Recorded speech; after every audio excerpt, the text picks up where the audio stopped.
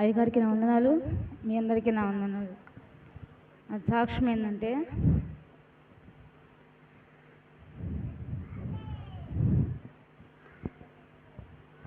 మనం చెప్పాలంటే మన జీవితాలే ఒక సాక్షులుగా ఉంటాయన్నమాట. ఉదాహరణగా నేను మా కుటుంబం క్రైస్తవులుగా మారబడ్డానికి నేనే ఒక సాక్షి. అలాంటిది మనమే సరిలేకపోతే మన జీవితాలు ఎలా ఉంటాయో చెప్పలేము. తల్లిదండ్రులు ఆశించిన రీతిగా మేము ఎవరు ఉండలేకపోయినాము. మా ఇద్దరి విషయాల్లో ఎవరికి సంతోషం లేకుండానే పోయింది. మేమిద్దరు ఇష్టపడినట్టు ఎవరికి దగ్గర వాళ్ళుగా మేము ఇష్టపడి బంధువులైనా వివాహం చేసుకున్నామే కానీ మాకు సమాధానం లేదు. దేవుని సన్నిధిలో నేను పోయినసారి నేను మొరపెట్టున్నాను. నాకు చక్కని కుమారుని దేవుడు నాకు అనుగ్రహించాడు. ప్రార్థన దయ వల్ల నేను ఎన్నో చేసుకున్నాను, కానీ నా బాబుకు కూడా నేను అందరికీ చెప్పుకొని ప్రార్థన పెట్టించుకొని ఎంతో ఘనంగా చేసుకోవాలని దేవుడు నేను అడిగిన దాన్ని నాకు ఇచ్చాడు. నా ప్రతిఫలంగా నేను ఏమీ ఇవ్వలేకపోయినాను అనుకున్నాను. అయినా చాలా బాధగానే ఉండింది, చేయలేకపోయాను. మిమ్మల్ని అందరినీ పిలిచి ప్రార్థన పెట్టించుకొని నా బిడ్డకి నేను ఘనంగా పుట్టినరోజు చేసుకోవాలనుకున్నాను. కానీ నా పాపకు మాత్రం నేను బాగా చేసుకున్నాను. అందరూ అదే అన్నారు, పాపకు చేసుకున్నావు, దేవుడిని అడిగావు, నీకు అనుగ్రహించాడు కదా, కానీ బాబు విషయంలో ఎందుకు అలా చేసుకోలేదు అని. కొంచెం ఆర్థిక పరిస్థితి వల్ల నేను అలా చేసుకోలేకపోయాను. ఏమో మేము ఆశించిన రీతిగా మళ్ళీ నా పిల్లలు వద్దని ఆపరేషన్ చేయించుకున్నాను. కానీ ఏమో దేవుని చిత్తం ఏమై ఉన్నదో మా ప్రణాళికను బట్టి నాకు మరలా గర్భఫలం ఇచ్చి ఉన్నారు.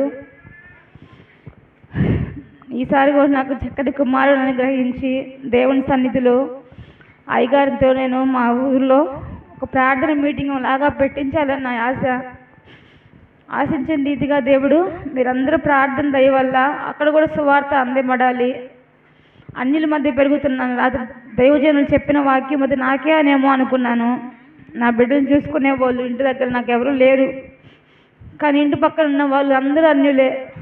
వాళ్ళ ఇళ్ళలో నేను ఉంటున్నాను, నా బిడ్డలు ఉంటున్నారు. నిద్ర లేసిన కాడి నుంచి పొద్దు బిందాక వాళ్ళు చుట్టూ తిరిగేదంతా అక్కడే ఉండేదంతా నేను బంధువులు ఉన్నా కానీ ఎవరు పట్టించుకోరు.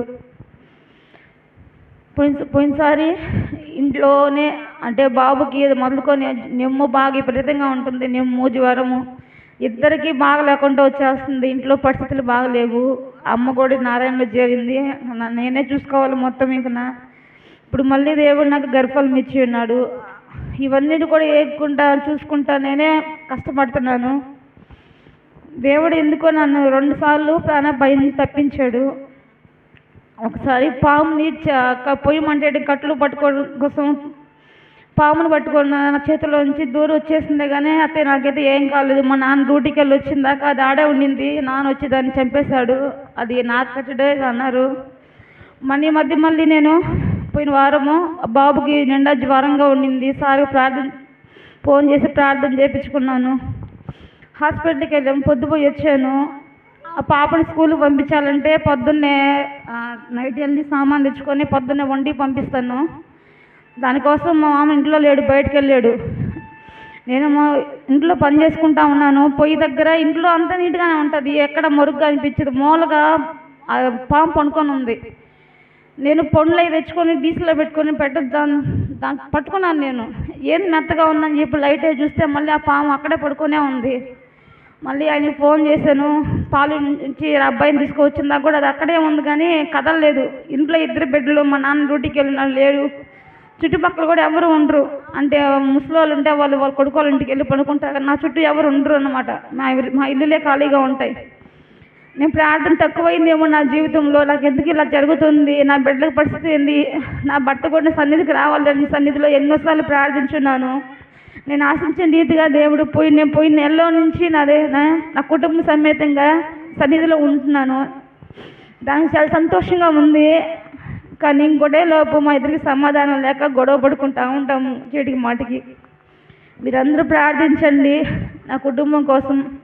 ఈసారి మిమ్మల్ని అందరినీ మేము ప్రేమగా పిలిచి మా ఊర్లో ఘనంగా ఒక సువార్త సభలాగా నేను జరుపుకునేలాగున దేవుడు నాకు మంచి ఆర్థిక సహాయం చేయాలి. ఇప్పటి నుంచే మీరు మనం ప్రార్థిస్తే ఆ కార్యం దేవుడే నెరవేరుస్తాడు. మా అమ్మకు కూడా ఎప్పటి నుంచో ఆశ. అంటే అన్నదమ్ములు ఉన్నా కానీ వాళ్ళు ఎవరెవరో కానీ పట్టించుకోరు అన్నమాట. వాళ్ళకందరికీ దేవుని వాక్యం అందించాలి. వాళ్ళందరూ అన్యులే.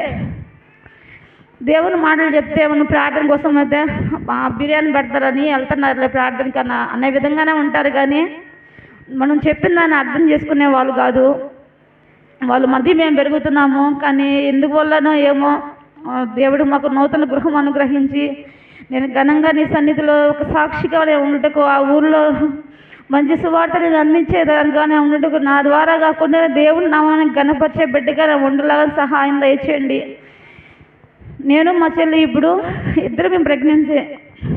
ఆ బిడ్డకి ఒక చక్కని కుమారుని దయచేయాలని మా అమ్మ నాకు నింద వాళ్ళకి రాకూడదని మేము ప్రార్థిస్తున్నాము. కానీ ఆ అబ్బాయి చర్చికి వెళ్ళేవాడే కానీ చర్చికి రావడం లేదు. నేను పిలిచాను రావట్లేదు అనింది.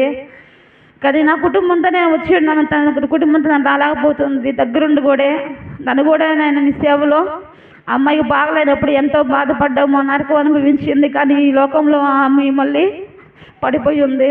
కానీ ఆ అమ్మాయి కూడా నీ సన్నిధిలో ఒక శనివారం విజ్ఞాపన ప్రార్థనలో కానీ ఉపవాస ప్రార్థనలో వచ్చి బిడ్డగా ఆ బిడ్డ ఉండి కొన్ని దగ్గరలో ఉంది కానీ సమయాన్ని వాడుకోలేకపోతుంది అన్నమాట. ఆ బిడ్డ కూడా ఉండుకు సహాయం దయచేయండి. మా కుటుంబాన్ని మీరు జ్ఞాపకం చేసుకొని మాకు ఇద్దరు డెలివరీ విషయంలో మా అమ్మకు ఆరోగ్యం బాగాలేదు. ఆ విషయంలో మీరు అందరూ ప్రార్థించండి. మరి ముఖ్యంగా మా ఊళ్ళో సువార్తలు జరగాలని నా బిడ్డల కోసం మీరందరూ ప్రార్థించండి. ఆ చిన్న సాక్ష్యాన్ని దేవుడు దీవించును గాక.